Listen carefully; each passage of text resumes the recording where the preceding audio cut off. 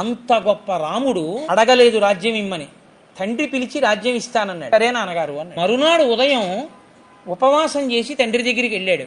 మొదలు నరికిన చెట్టు ఎలా పడిపోతుందో అలా పడిపోయి ఉన్నాడు దశరథ మహారాజు.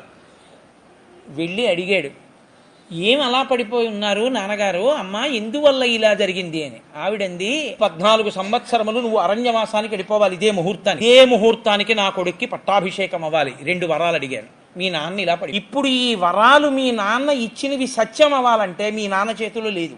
నువ్వు వెళ్ళిపోవాలి. నువ్వు వెళ్ళిపోతే మీ నాన్న మాట సత్యం అవుతుంది. నువ్వు సత్యం చేస్తావో చెయ్యో అని బెంగెట్టుకు పడి నారచీర కట్టుకుని కాలికి చెప్పులు లేకుండా మర్రిపాలు తల మీద పోసుకుని జటలు కట్టుకుని వెళ్ళిపోంది ఆవిడ. ఆయన అన్నాడు, అమ్మ నిన్న రాత్రి రాజ్యం ఇస్తానన్నది నాన్నగారే, ఇవాళ అడవికి వెళ్ళమన్నది నాన్నగారు చెప్పింది చేయడం నాకు ఇష్టం, కానీ నాన్నగారు రాజ్యం ఇస్తే ఇష్టం, అడవికి వెళ్ళమంటే ఇష్టం కాని కొడుకుని నేను కానమ్మా అన్నది. ఓం జై